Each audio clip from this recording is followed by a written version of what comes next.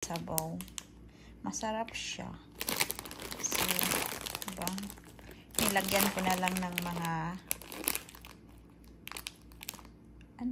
yung balls at saka onions and eggs. So, yan na. Masarap na.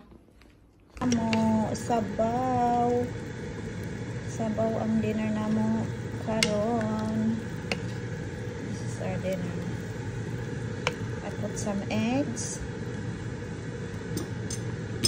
green onions, roasted or